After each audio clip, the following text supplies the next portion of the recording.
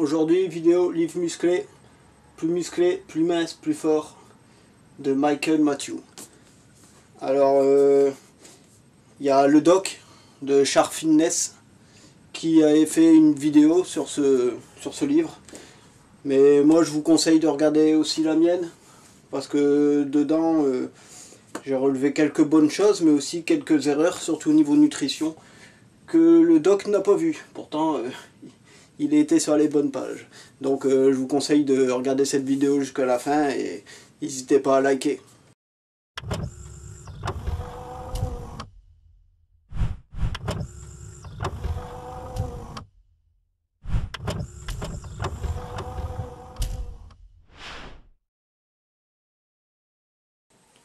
Salut les brutes.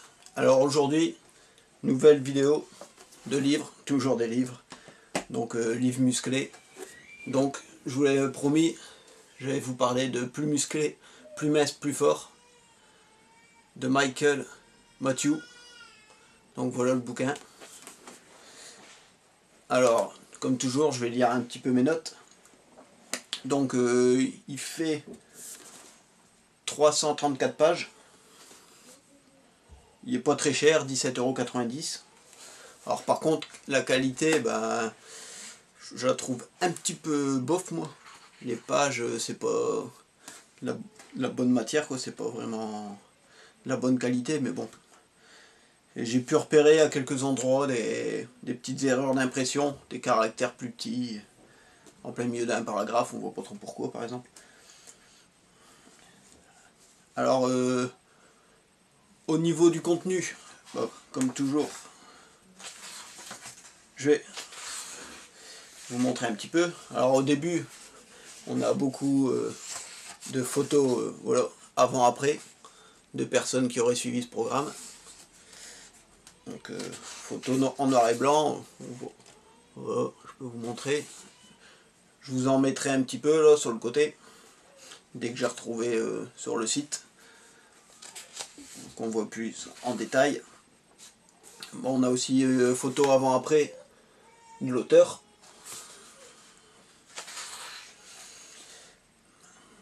Alors, au niveau du sommaire, donc au début en fait, il nous parle de la méthode, des promesses. En quoi cette méthode serait différente.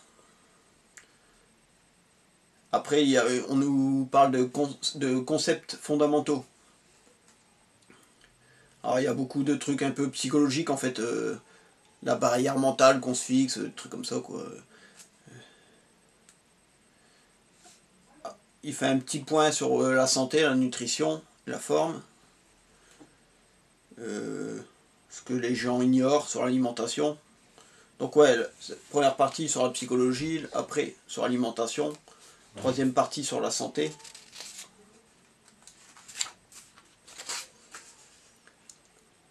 Après, il nous parle des plus gros mythes sur la prise de masse, donc ce qui est vrai, ce qui est faux, des preuves scientifiques. Après, une autre partie sur la force mentale, donc pas mal basé quand même sur le mental, comme vous pouvez le voir. Une partie sur l'alimentation, les régimes, une partie forcément sur l'entraînement de la méthode. L'alimentation c'est pareil, c'est par rapport à ses conseils. Une partie sur les compléments alimentaires. Et ce qu'on peut voir en fait, c'est qu'à chaque fin de partie, il y a un résumé. Donc c'est pas mal. Voilà, en fait, à chaque fin de chapitre, on a un résumé du chapitre avec tous les points principaux. Donc ça c'est plutôt pas mal, ça nous les rappelle et en même temps quand on veut revenir chercher des informations, on va directement là quoi. Donc alors moi ce que j'en ai retenu, bon au niveau de la nutrition, l'auteur il nous conseille de consommer de la caséine 30 minutes avant le coucher, donc de la protéine à digestion lente, donc du fromage blanc par exemple. Alors dans le livre par contre ça m'a pas mal choqué, c'est qu'il conseille des apports super élevés en protéines.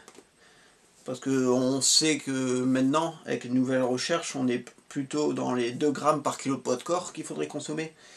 Et lui Avec ces conseils, on se situe entre 2,6 grammes à 3,3 grammes. Donc pour moi, c'est vraiment beaucoup. Euh, alors, pour une prise de masse ou de maintien, il conseille 2,2 grammes par kilo de poids corps.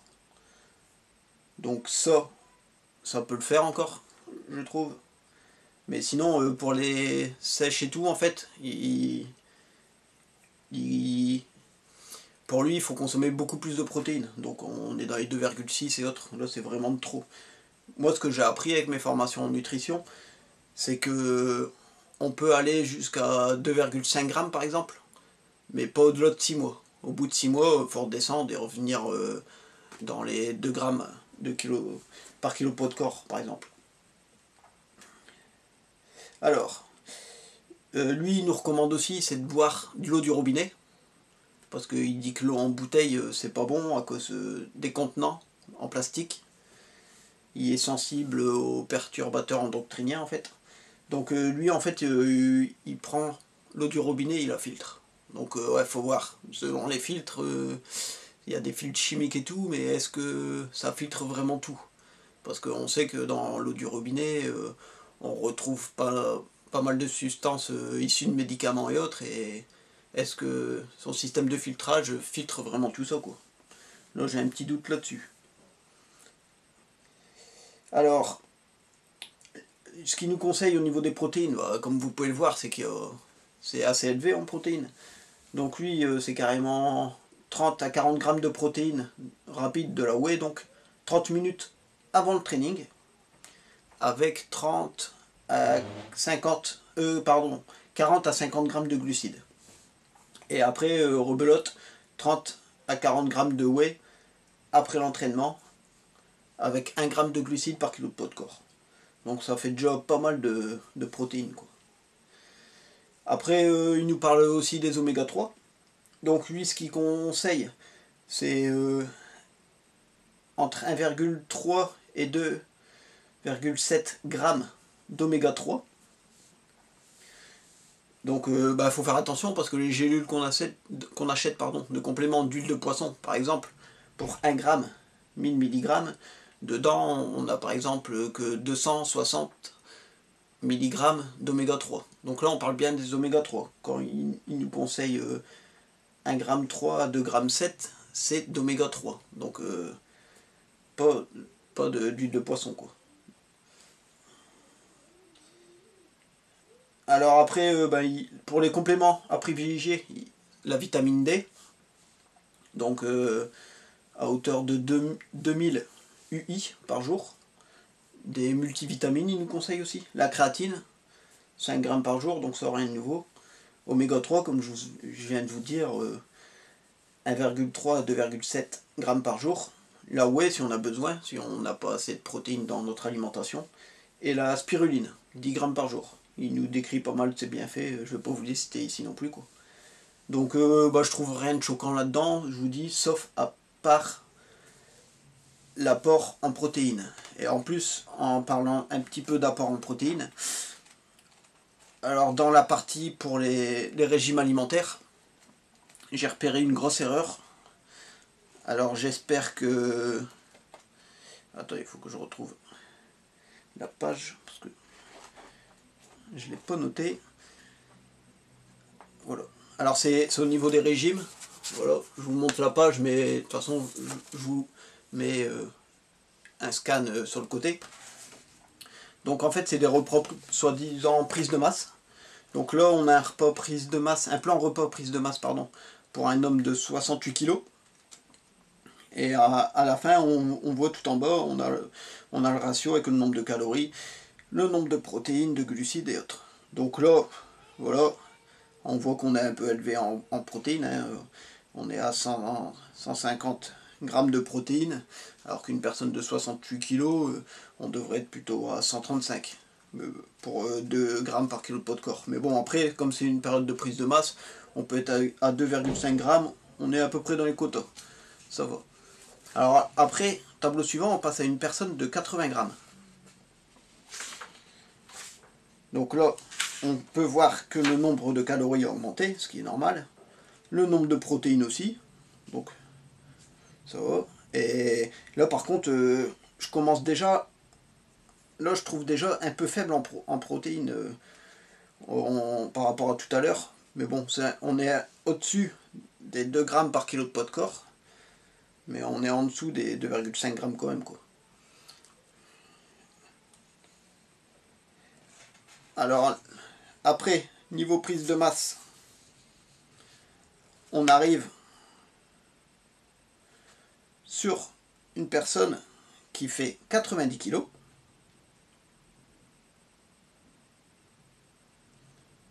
Donc avec 240 grammes de protéines.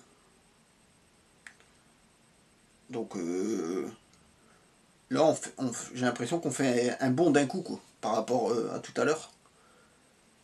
Parce que si on prend 2 grammes par kilo de poids corps, on serait à peu près à 180 grammes. Donc là, par rapport aux autres plans repas, là, il met beaucoup plus de protéines pour cette personne. Bon. Et par contre, je le trouve vraiment faible en glucides. Glucides, là, je suis qu'à 200 grammes de glucides. C'est... Et le pire, c'est les lipides. Vous pouvez voir, 40 grammes de lipides. Pour une personne de 90 kg, normalement, il ne faut pas descendre en dessous d'1 gramme par kilo de poids de corps. Donc on devrait être à 90. Là, on est à la moitié. Donc déjà tout à l'heure, avec la personne de 80 kg, on était à 70 grammes de lipides. C'est limite, mais bon, c'est raisonnable. Mais encore pas pour une prise de masse, pour une sèche, pardon. Parce qu'après, on sait si on est trop bas en lipides, ben, testostérone, relais pas crête, donc pas terrible. Donc déjà là, je trouve le tableau vraiment bizarre, quoi. Alors je sais pas si c'est une erreur. Et là, voilà le pire, on passe à un plan repas prise de masse pour une personne de 100 kg. Et là, on se retrouve avec un apport en calories de 1826 kg. Prise de masse, hein, pour une personne de 100 kg. Alors que tout à l'heure, par exemple, pour la personne de 80 kg, on était à 2700 calories, pardon. Et ah oui, ce que j'avais oublié de vous dire aussi, c'est que tout à l'heure, je vais remettre la capture là, sur la personne, le plan repas de la personne à 90 kg, on était aussi seulement à 2120 calories. Alors vous voyez, il y a un truc qui va pas, quoi. Sur la personne pour 80 kg, on nous met du 2700 calories. La personne de 90 kg, on lui met moins de calories, beaucoup moins, même 600 calories de moins quasiment. Et après, la personne de 100 kg, on réduit encore les calories. Alors pour moi, excusez-moi, il doit y avoir un problème de traduction ou enfin, je sais pas. Je vois pas. On parle bien de prise de masse en plus. Donc si on réduit les calories, plus la personne est volumineuse, et on réduit les calories, bah pour moi c'est une sèche, c'est pas une prise de masse, quoi, faut arrêter. Donc là, alors pour la personne de 100 kg, on serait seulement à 1826 calories, à 176 grammes de protéines, donc on est en dessous des 2 grammes par kilo de poids de corps. On n'est qu'à 66 grammes de lipides, c'est limite dangereux, parce que là on devrait être au moins à 100 grammes, et en glucides on a râlé pas crête, quoi. 132 grammes, la personne elle tient pas debout. Donc voilà, pour moi je vous mets un petit tableau comparatif aussi. Il y a une erreur là-dedans. Alors je sais pas si c'est une erreur d'impression, une erreur de traduction. Alors en parlant de traduction, ce qui m'a aussi un petit peu gêné dans ce bouquin en fait, c'est que bah, il est traduit, il est plutôt pas mal traduit. Bon, j'ai vu quelques petites erreurs de français, mais bon, c'est pas trop choquant. Mais par contre, c'est pour les poids. Ils nous ont pas mis les poids en kilos. Donc pour tout ce qui est alimentation, ils ont bien... Enfin, j'espère. Mais c'est bien indiqué grammes. Donc j'espère qu'ils ont bien fait les calculs. Mais bon, ça a l'air de correspondre. Donc on a bien les poids en grammes et tout. Mais par contre, en niveau des poids à charger sur les barres et tout, bah là, ils prennent la mesure anglaise en fait. Donc on n'a pas les kilos, on a les livres et autres, quoi. Donc ça, je trouve ça un petit peu gênant. Alors, Je vais revenir un peu sur ce que j'ai trouvé d'intéressant, ce que j'ai relevé dans le livre. Côté entraînement, donc c'est un travail surtout sur 4 à 6 répétitions, donc c'est plus un travail de force on va dire, avec 3 à 4 minutes de repos entre les séries. Donc il nous met des études en fait qui disent que c'est le temps de pause idéal pour une prise de masse. Alors c'est des entraînements sur des exercices de base, fort connus, comme le squat, le soulevé de terre, les développés, les curls, avec des charges assez lourdes. On est à 75% du 1RM. Donc voilà, pour faire 4 ou 6 répétitions, c'est compréhensif. Alors ce qu'il nous conseille de faire, c'est faire son programme pendant 8 à 10 semaines par exemple. Et au bout de 8 à 10 semaines, faire plusieurs jours, voire une semaine de pause. Alors les jours, la semaine de pause, c'est soit complètement coupé avec le sport, pas faire de sport, ou sinon c'est faire des séances mais avec 10 à 12 répétitions par exemple, pour moins travailler en force et baisser les charges. Ce qu'il nous conseille aussi, c'est de faire du cardio. Il déconseille, pour lui c'est 5 séances par semaine maximum, et par contre c'est séparé des séances de musculation. Donc c'est par exemple, vous faites le cardio le matin, la muscu l'après-midi ou inversement quoi. Alors dedans il y a des dessins assez simples pour expliquer les mouvements, mais ils sont simplistes mais compréhensifs. Alors moi j'ai un petit doute, c'est au niveau du squat. Donc ouais, il y a un intrus sur la vidéo. Lui, ce qu'il nous conseille en fait, c'est pendant le mouvement, c'est que nos genoux ils dépassent jamais nos orteils. Donc c'est vrai que moi par exemple, je peux travailler comme ça, mais j'ai mis un doute. Selon la morphologie des personnes, il y en a souvent que leurs genoux dépassent les orteils quoi. Donc voilà, j'espère que cette vidéo vous a plu. N'hésitez pas à laisser un petit pouce bleu, à vous abonner.